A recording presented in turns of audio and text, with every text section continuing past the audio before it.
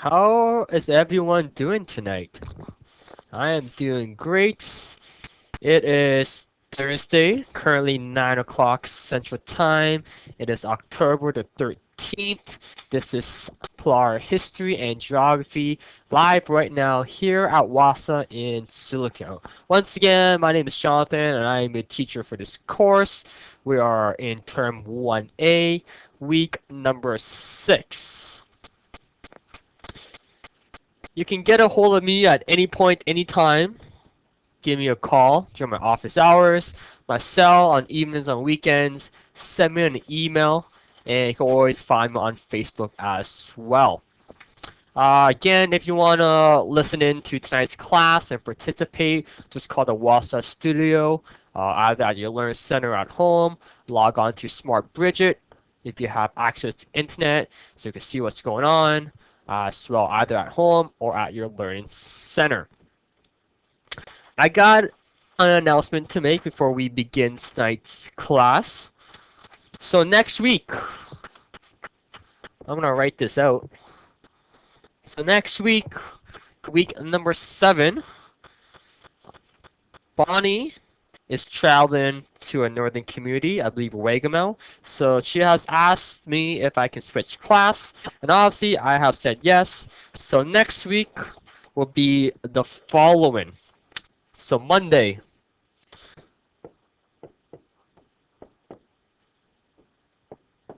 October the 17th. Feel free to jot this down in your calendar or make a notes. Again, we will send an email out to DCs to remind everyone, but since we are live right now in class, I'm reminding all the students in my classes that next week, Monday, October the 17th, I am taking Bonnie's PLAR math time slot. So Monday, October the 17th, from 6 to 7 p.m. Central Time will be PLAR History and Geography.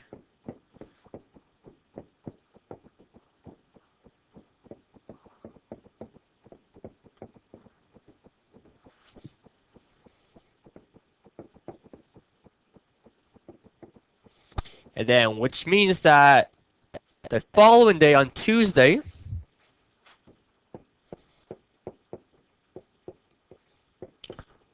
October the 18th,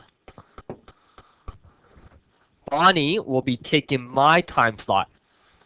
Okay, so obviously my time slot is always for this term 9 to 10 p.m. Central Time, and that will be PLAR Math with Bonnie. Okay, again, this is a one-time switch only. Again, please make note of that right now.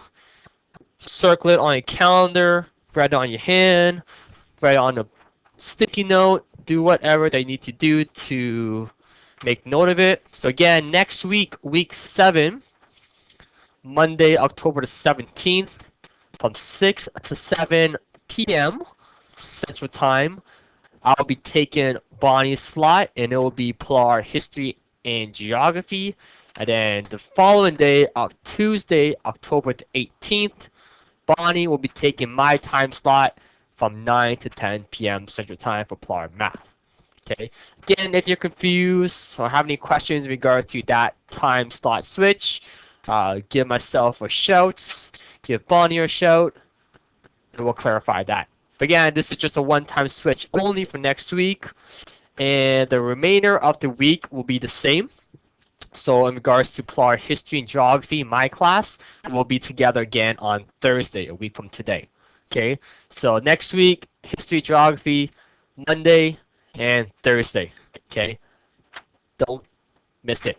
Okay, I will make that announcement again if anyone calls in or if anyone logs in, and I will definitely and certainly make this announcement again near the end of today's class.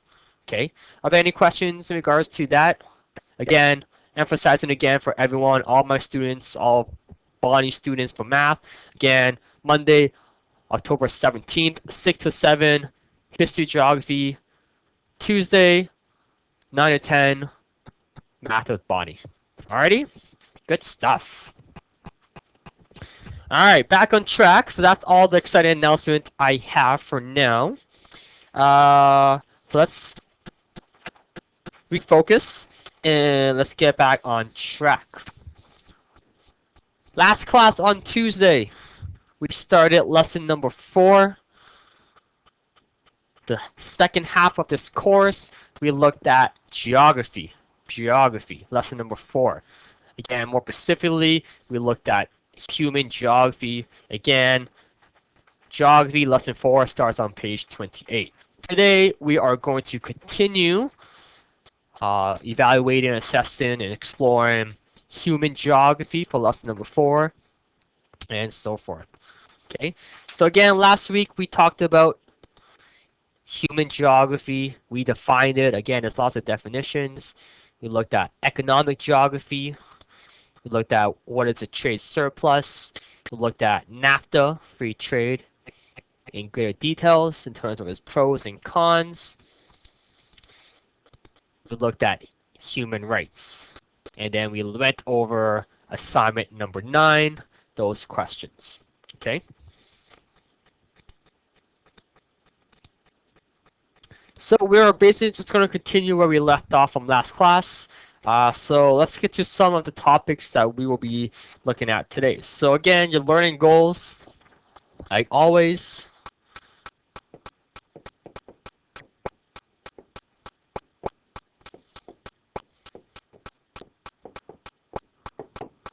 Okay, so today we'll be discussing types of industries.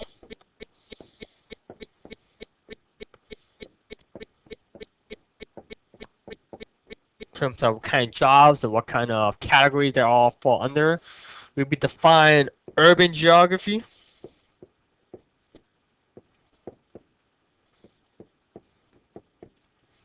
Again, more definitions.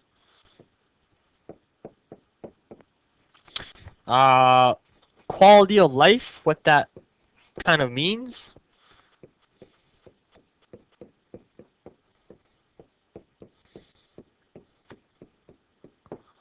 And how that relates to the standard of living here in Canada, what makes us happy.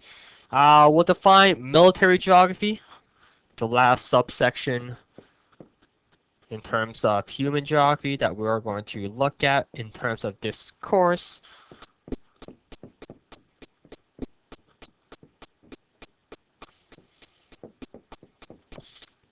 And then finally, well, 2 more things. We'll look at Canada's role in the UN. And then we look at Commonwealth of Nations.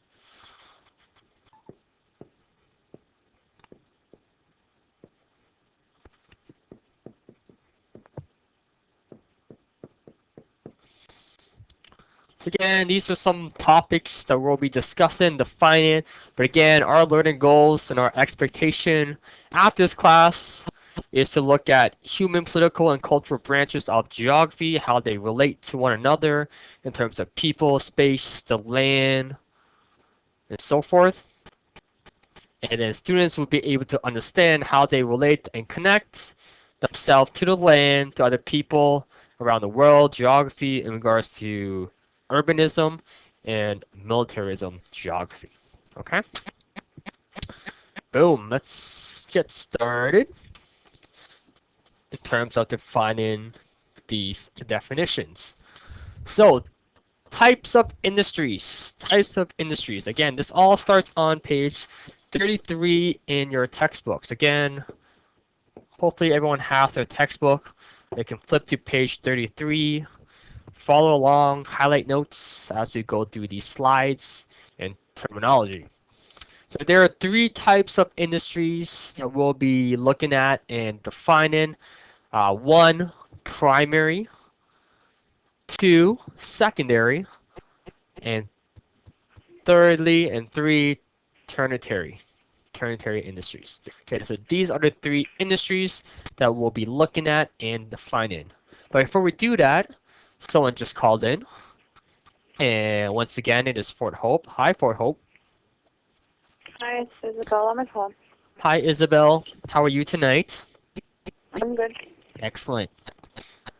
Thank you again for calling in and listening.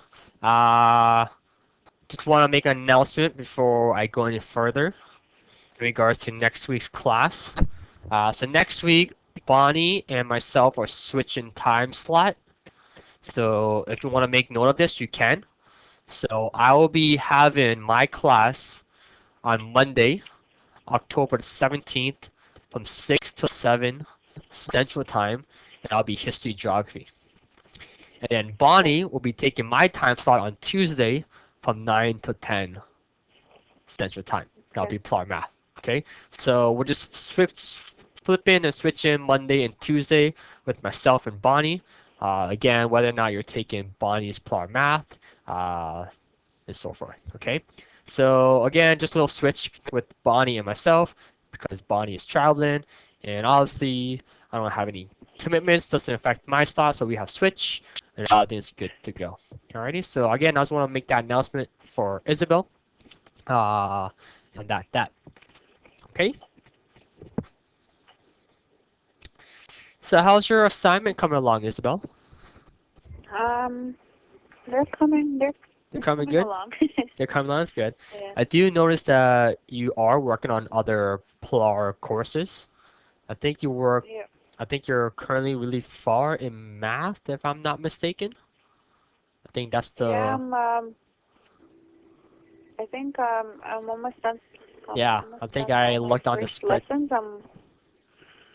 On all my subjects. So I finished lesson 1 on my English. So I'm almost done my lesson 1 on history. So I'll be handing it in soon. Perfect. That's great. Yeah, I noticed that when I looked at the spreadsheet this morning, I noticed that you did a lot or have submitted a lot of assignments in regards to PLAR math. So that's great. Again, I also noticed that you have working on other subjects as well. So English, for example. Are you working on science too, if I'm not mistaken? Yeah, I'm finished one lesson on science too. I just have to hand it in. Perfect. So you're doing great on all 4 PLAR subjects, which is fantastic. Yeah. Again, continue to work on all courses. That's great to hear. That's really great to hear. Yeah, so hopefully you can submit your history geography assignment as soon as you can or whenever you get the chance. That way I can mark it, give you feedback, let you know how you're doing. If there's any problems, we can fix it, but I'm sure there won't be any problems. But yeah, just keep up the good work, Isabel. That's great. You're coming to class consistently on a regular basis. I'm sure that will definitely reflect in terms of your marks. But you're doing great. Okay. Again, if any questions, Isabel, just let me know. You know how we roll here. Okay. Awesome. All right. So that was Isabel. Thank you so much. We're going to continue going through these notes in regards to types of industry and so forth. Again, if Isabel has questions, just let me know, interrupt me, don't mind at all. And that goes for everyone else in this course as well. So where were we? We were looking at types of industries or industry sectors. There are 3, primary, secondary, and tertiary. So let's go through all 3. So primary jobs are simply jobs that involves harvest raw materials such as steel, wood, lumber, or natural resources. Could be soil, minerals, animals, water, and so forth into primary products. So jobs such as agriculture, fishing, forestry, and mining all fall under primary. Okay, this is known as primary or the primary category. Okay, so where we're taking raw materials or natural resources and turn them into actual products is known as primary industry. Okay, so make note of that, primary industry. Again, some examples of these jobs in these sectors: agriculture, fishing, forestry, and mining. Okay, first step. So now look at secondary, which is the next category. So secondary jobs or secondary sector industries. They produce manufacture goods into primary industry. Goods to be used by consumers otherwise known as everyday people like myself and the class. This usually involves large factories. So if you have worked in large factories in your communities or know someone that works in large factories, they fall under this category known as secondary.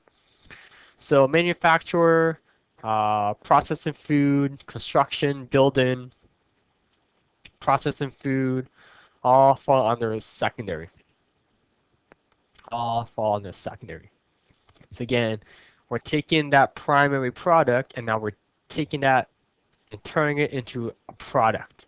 Okay, something that we can be used every day. Okay, so now we're using it every day. And lastly, tertiary. Tertiary service or industry is otherwise known as the service industry. Okay, the service industry. So any jobs that relates to customer service or just service in general goes under this category as tertiary. They provide service needed by primary and secondary. A lot of jobs in dense populated area goes under this category. So again, some examples could be transportation, banking, communication, entertainment, teaching, police, and nurse. Okay, so any kind of service that does for the goods in the public falls under this category. Okay, so let me give the class an example of all three sectors and how they're all linked, intertwined with one another. So primary, we're extracting minerals and resources from the earth, from the ground. Um, so we take that and then we turn it into a product in the secondary industry. After that, it goes towards the tertiary where we sell it, produce it, try to make income or other services out of it. Okay, so example, everyone has a smartphone. Your phone, again, your phone comes from the ground. We extract that material, then we make it into the factory, and then we sell it off. Okay, stuff like that. That's how it all linked and intertwined. But again, tertiary known as the service industry. Okay, so again, class, make note of all three sectors, what they are, what they mean, and some examples of all three. Okay, of all three. Moving along, we're going to look at the second subsection of human geography. Okay, we're going to look at urban or urbanism. Okay, urbanism. So before we do that, let's define urban geography. Pretty self-explanatory. So urban geography, well, it's pretty much the study of urban settlements, also looking at developments of cities, towns, and communities. Okay, even though we're looking at urban, it can also relate to First Nation communities as well. So think of your community as a whole, whether it's Fort Severn, whether it's Sandy Lake or Fort Hope or whatever, it can relate to this topic as well. So urban geography, we're looking at how your community is developed, the study around it, how it grows and how it develops, looking at the population, okay, how big, how small, who lives there, and so forth, the patterns within that community, okay, and so forth. But turn it back into urbanism, there can be problems when looking at urban geography. Okay, but then again, it can also relate to problems within communities as well. Okay, each city, community has their own conflict, has their own problem that arises based on policies, rules, and laws. So again, we could be looking at Silicote here. We could also be looking at Dryden, which is down the highway, or even a bigger urban area, Thunder Bay. Again, all within this general region of northwestern Ontario, but we can also look at urban geography in terms of southern Ontario as well. So big cities like Ottawa, big cities like Toronto, and so forth. So again, it all relates, okay, whether we're looking at big or small, all these factors still come into play.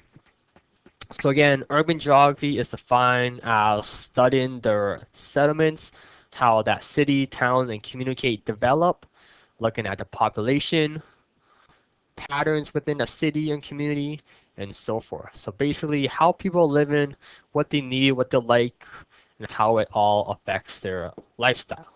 Okay, so that's urban geography. Urban geography. Again, urban geography starts on page 35 in your textbook.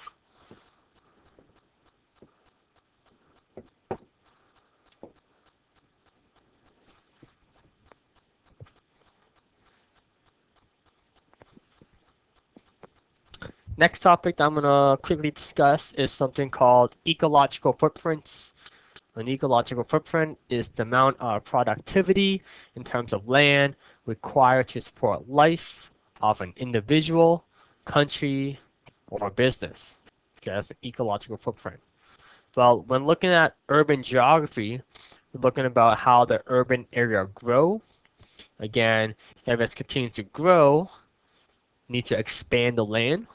So we need to clear off trees and forests, clear cut, and to grow.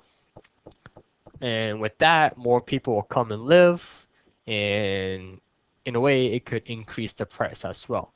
Again, it can also relate to communities as well, how communities can be growing, or how it can be decreasing as well, give or take. So with increase in terms of urban area, or in general towns, cities, communities, sometimes it has problems. Okay, what kind of problems? Well, it could be more pollution, where with more people, more cars, more pollution, more garbage, and more waste. And these are problems that needs to be considered. Okay, so expansion, um, which is good and bad because more people are coming and living and expanding that particular area and that land. But by expanding, we're losing our trees, losing our farm, our wetland, losing our wildlife, our species. So again, there's pros and cons when looking at all these factors related to urban geography. Okay, so again, think about how your community, how it could be growing, how it could be increasing or decreasing for that matter, and what kind of problems you think it can happen. Again, pollution, garbage, waste, um, losing our trees. Okay, so again, factors needs to be considered. Okay, factors that we need to consider. Don't worry too much about ecological footprint. It's just something that I have included.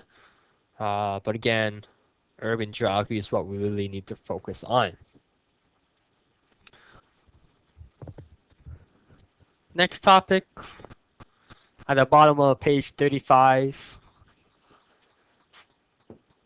Okay, at the bottom of page 35. Again, we're looking for these terminology when we're defining it. Look for the bolded capital letters in your textbook. Okay, and if you look for those keywords, you can't miss it. So quality of life in society. All relates to being happy, okay? Having a big smile on our face, healthy, okay? Having a good balanced lifestyle where we're eating healthy, um, exercising, well-balanced meal, spending time with family and friends, all relates to a healthy, happy lifestyle or prosperous lifestyle as well. Okay, so pretty self-explanatory again. Happy, healthy, all leads to a quality of life. Again, we all know that being strong and healthy goes a long way because if we're sick, we can't really do too much. So health really reflects life expectancy. Okay, how long the average of life the person lives in terms of health. Improved quality of life means that we can live longer. So example, here in Canada, our country of ours, we have a pretty high life expectancy, where on average, people live up until 70-ish, give or take.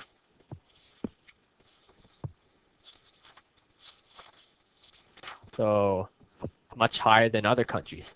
So for example, less developed countries around the world, their average life expectancy could be in their 40s or in their 50s. But here in Canada, I think ours is around in the 70s, possibly the 80s, give or take.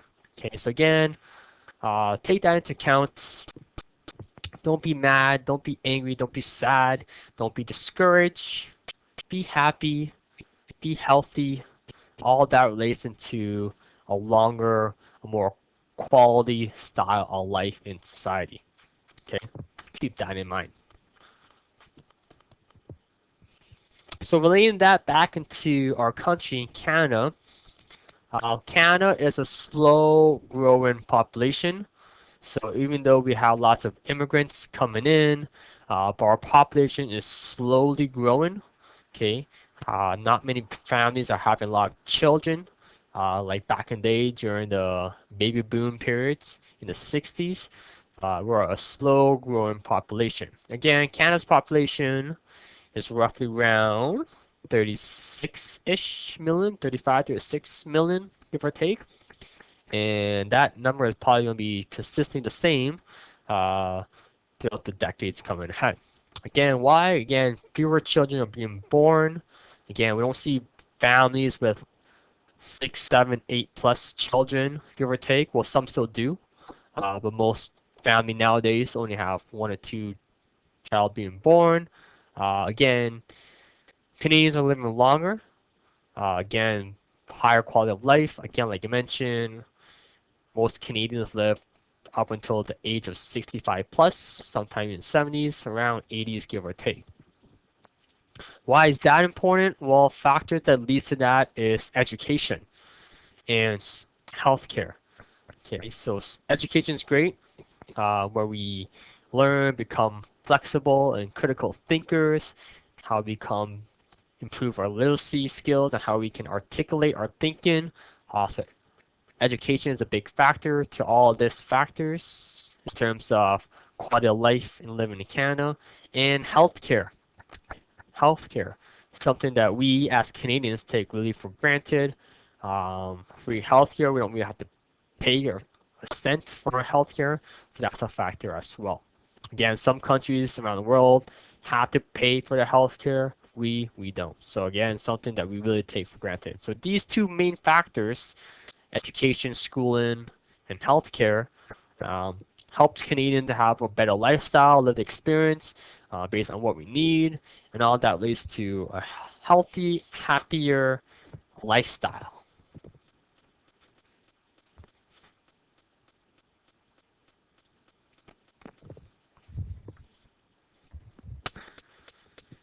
Any questions so far at this point? I know that we kind of zipping through these notes, which is all right, but again, we need to cover these definitions and its contents.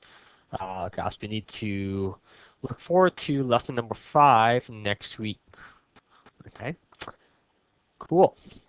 Continuing along, flipping the page until the next page. Page 36 in your textbook. We're going to look at the last section in terms of military geography. Sorry, in the last section in terms of human geography, which is military geography. Okay, so we're going to look at militarism and what is military geography. Again, more definitions, a lot of definitions. So again, let's define military geography. A fancy little term. So military geography is a specialized category of field on dealing with geography. Again, when we look at geography, most people think of maps, cities, towns, where we're located, different continents, and so forth, the land formation. But military geography is not so much discussed, is because it is kind of different, as it's a specialized field in this subject. Military geography is not just about war and battles and so forth, but it deals with natural and man-made physical features that may be affected based on planning and conducting military operations. Okay, so again, not really dealing with battles and war and killing and all that, but it deals with natural and man-made features that may affect the planning of conduct of military operations. Again, maintaining peace, uh, how it goes forward with the planning process and how it conduct. Okay, so different organizations, different countries around the world coming together, discussing, planning, conducting military operations. Again, not necessarily going to war, but how they uh, align themselves, how they protect themselves from, from potential future chaos if that arises. So, for example, of military operation or military geography is the UN, the United Nations. Uh, so the UN, the United Nations, is an example of military geography because it promotes peace, security, and economic development. Okay, peace, security, economic development. Again, military geography, page 36 in your textbook. You'll see that definition come up again. Deals with natural man-made physical features that may affect planning and the conduct of military operations. Military geography. So let's dive into it in terms of the Security Council. So what is the Security Council? The Security Council is the subdivision within the UN. So again, the UN is made up by tons of countries, United States, Britain, China, France, Russia. So the Security Council are called into session to respond quickly to international crisis. International crisis. When international crises arise, these countries within the UN and the Security Council come into play. So Canada has a specific role within the UN Security Council. Okay, so we're looking at Canada's role. So Canada's role is mainly peacekeeping. Okay, as we looked at that before, so peacekeeping, where we protect civilians in war and disaster, supply medicine, food, clothing, and shelter, help those in poverty, and always promote human rights. Again, very similar to what we discussed in the past, but this is Canada's role in the Security Council. Protecting others in natural disasters or war when that happens. We supply aids, medicines, food, clothing, shelter, maintain peace, promote human rights, and help those in poverty. So again, that's Canada's role within the Security Council.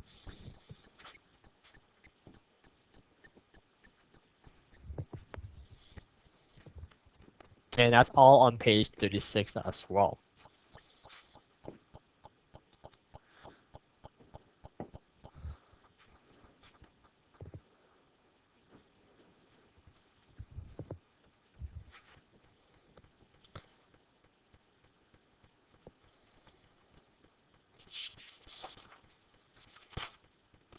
So the last topic that we will be discussing for tonight is something called the Commonwealth of Nations, the Commonwealth of Nations, or Commonwealth Nations. Okay, this is on the next page, page 37.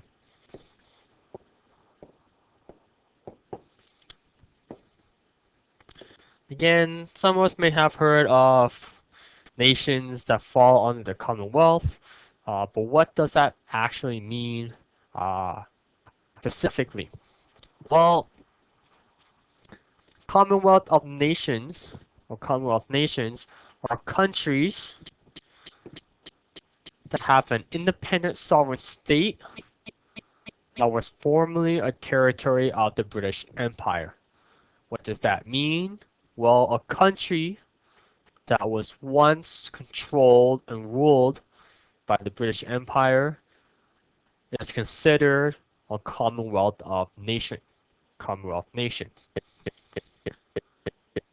Or in other words, they were once controlled by Britain in the past, but have now gained their own independence. So, for example, Canada is an example of a Commonwealth nations. Why? Because we were once a part of the British Empire. Basically, whatever Britain did, Canada did as well. We were colonized by them. However, nowadays, we have gained our own independence. We can now control our own sovereignty, make rules and adjustments as we wish, but we still are considered a Commonwealth nation. What does that actually mean? Well, it just means that we still maintain a strong relationship and tie with Britain and other countries that are part of this Commonwealth. Okay. So again, think of it as a little organization, little group, groupies for other countries around the world who were once a part of the British Empire, are now part of this Commonwealth nation. Sorry, class. So Commonwealth nations recognize Queen Elizabeth II as the head of state. So our Queen Elizabeth II, is known as the head of state. So what does that mean? Well, not so much. She has no political power in terms of what we do or what other countries do. She is basically just a symbol of unity. Okay, something that we have in common, something that we can refer to or call as our queen. Okay, Queen Elizabeth II, the head of state. Okay, so no political powers, just a symbol of unity. Commonwealth nations recognize the diversity of economic backgrounds. Again, different countries around the world. We all promote democracy, the political ideology of democracy, in terms of equality and equal rights. We also promote human rights around the world and good governance. And again, just a little organization where we promote friendship and a little partnership. Okay. So what we need to get from this is that what are the Commonwealth of Nations? Again, they are an independent sovereign state that was once ruled by the British Empire, or once controlled by Britain, or have now gained their own independence. That's how you become a part of the Commonwealth nations. Again, what does that all mean? Well, it just means that we promote democracy, human rights. We demonstrate diverse economic backgrounds. We have close ties to one another, friendship, and partnership.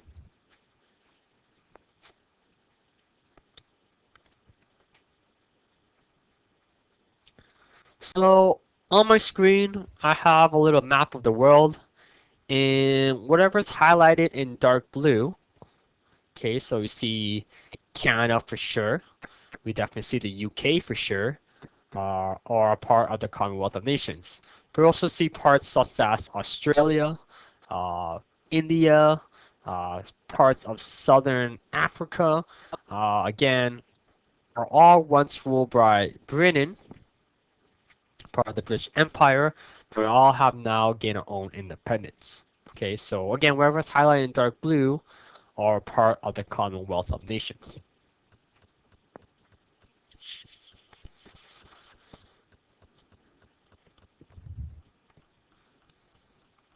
Again, like I mentioned, to be a part of the Commonwealth of Nations, you have to be once a part or ruled by the British Empire, but that's not necessarily the case. In your textbook, the next page, page 38, it talks about how other countries around the world can be a part of the Commonwealth. How? Well, simply if they promote the same values and core identities. Again, which is diversity, democracy, human rights, and good governance.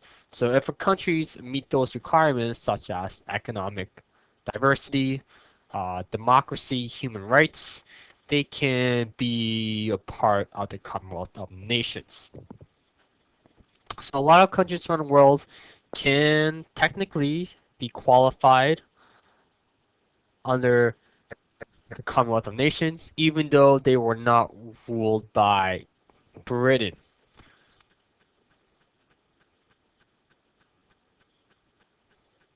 So again, some countries that can qualify but are not a part of the Commonwealth are Egypt, Jordan, United States, Iraq, Kuwait, Hong Kong, France, and many, many more. Okay. So again, don't get caught up in knowing all these countries' names. Just know a few countries that can qualify but are not a part of the Commonwealth. Okay. So in your textbook, if you look at your textbook, make sure you read it and explore it. It tells you why some of these countries do not qualify, even though they can belong to it. Okay? So that's that. Again, some countries that don't belong: Egypt, Jordan, United States, Iraq, Kuwait, Hong Kong, and France, and many, many more as well. Again, so make sure you go back into your textbook or read it as well. I'm going to leave that for the class to explore if you want to know why some of these countries qualify but don't belong. Okay, so I'm going to leave that open so that class can explore, read the textbook, and learn as well. Okay, so let's, in a way, wrap things up and look at assignment number 10. Let's look at these questions. Okay, so again, in your workbook, flip to assignment number 10. And that is on page 27 in your workbook. Not your textbook, but your workbook. In your workbook. Again, some students are still working on the history portion, which is fine. Some students are way ahead of us and have already done this assignment, which is fine too. So again, just note that all students and each student are at different stages. So don't really compare yourself to others or how you need to catch up or are you falling behind. All that is okay. All that is all okay.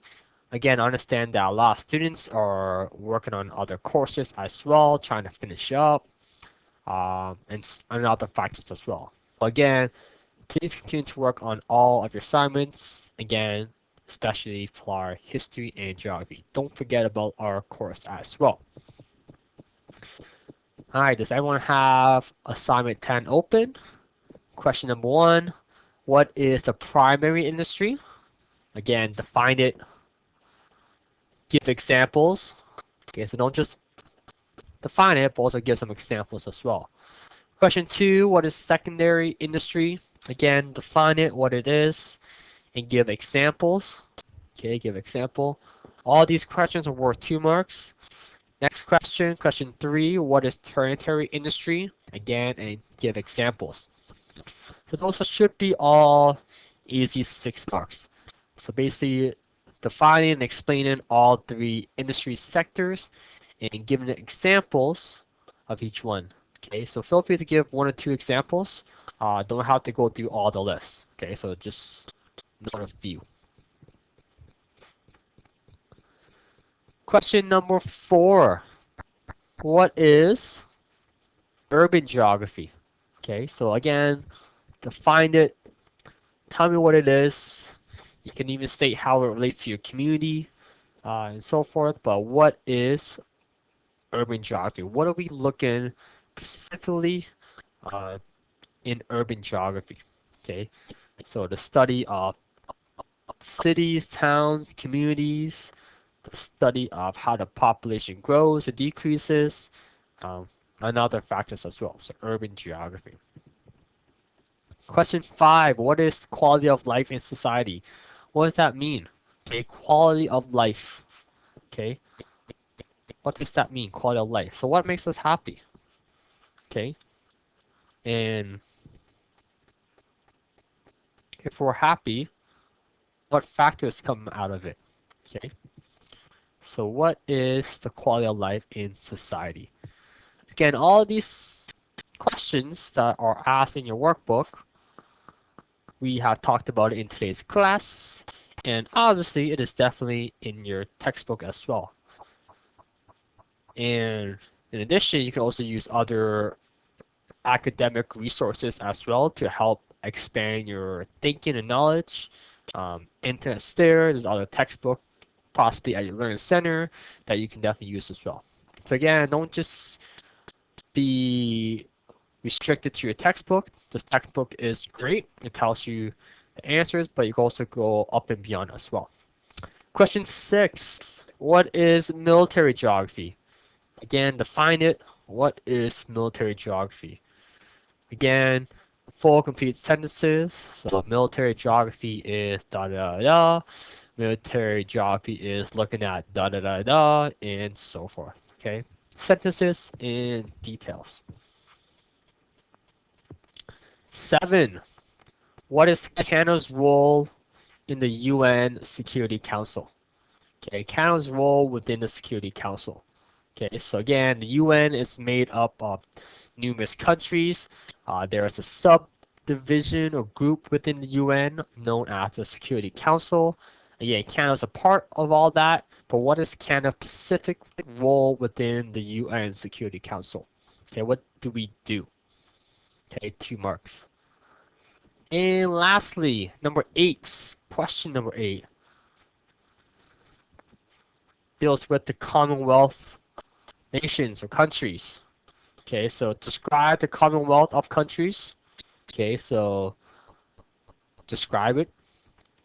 Include who can be entitled to be a member. So how do you become a member of the Commonwealth? Why is Canada part of this? Pretty straightforward. Okay, so you had to be something to be part of the Commonwealth. So in other words, why is Canada a part of this organization? And then it just simply asks name 4 countries that do not belong, even though they qualify for membership. Again, there's like a list in your textbook that lists a few countries that do not belong, even though they qualify. Just give me 4 names. Okay, so describe the Commonwealth. What are they? What do they promote? And so forth. How do you become a member? What are the key requirements in a way? Why is Canada part of this? Because Canada was a part of something. And name 4 countries that do not belong, even though they qualify. So 4 marks for that questions. Note the value of that questions, which means that I'm looking for more details. Show me your thinking, and so forth. Okay, so not just 2 marks, but 4 marks. Okay, so I'm looking for a bit more for that question. Question number 8. Alrighty. So that right there, class, is assignment number 10. Okay, out of 18 marks. Pretty straightforward. Okay, just a bit more questions, but out of 18 marks. And that right there wraps up lesson number 4. Okay, so lesson number 4, geography is done. Boom, closed, done. Okay, so human geography, where we looked at economics, urbanism, and militarism, it's all done. Okay, assignment 9, assignment 10, lesson 4 is done. Very short lesson in terms of looking at human geography. Okay. Are there any questions, class students, about anything? Any questions? Not right now. Not right now? Perfect. Yeah, but can you call me tomorrow? Can I call you tomorrow? Yeah. Yes, I can. Is there a specific time you want me? Like after lunch? Sure. Yes. Does Facebook work too, or do you want me to specifically call you? I don't really go on the internet or on Facebook. Okay. Yeah. Okay, yeah, no worries. I will give you a call, and we can go from there. Alright. Okay. Alright, good night. All right. Good night, Isabel, and I'll talk to you tomorrow. Okay. Awesome. Or yeah, I'll give you a call or you can give me a call or vice versa, but I will definitely give you a shout tomorrow. Alrighty, Isabel. Thank you. Perfect. Thank you, Isabel and Fort Hope. Does anyone else have any questions or want to share a comment or anything? Awesome. So which means that, like I said, lesson 4 is now done. Next week, we will look at lesson number 5. Okay, lesson number 5, where we'll be looking at physical geography. Okay, so climate change, global warming, conservation, preserving, landscape, and all those fun items. Okay, so physical geography, I'll be looking at for pretty much the rest of the term for the next 3 weeks. Lesson number 5, a big lesson. Alrighty? So that's the goal, that's the agenda. Before we call it a night, reminder. Next week, week 7, PLAR History Geography will be taking place on Monday, October 17th, 6 to 7 Central Time. So I will look forward to seeing everyone then. Again, Bonnie PLAR Math will be taking my time slot on Tuesday, October 18th, 9 to 10 p.m. Central Time. Again, one-time switch only. Hopefully there's no confusion. Any questions, let me know. Facebook, email, phone call. I can answer any questions or help anyone during those times. All right. All right, so we'll stop it there for tonight. Good stuff. Again, thank you for Isabel for calling in and listening. In the meantime, everyone, continue to work on assignments. Don't forget.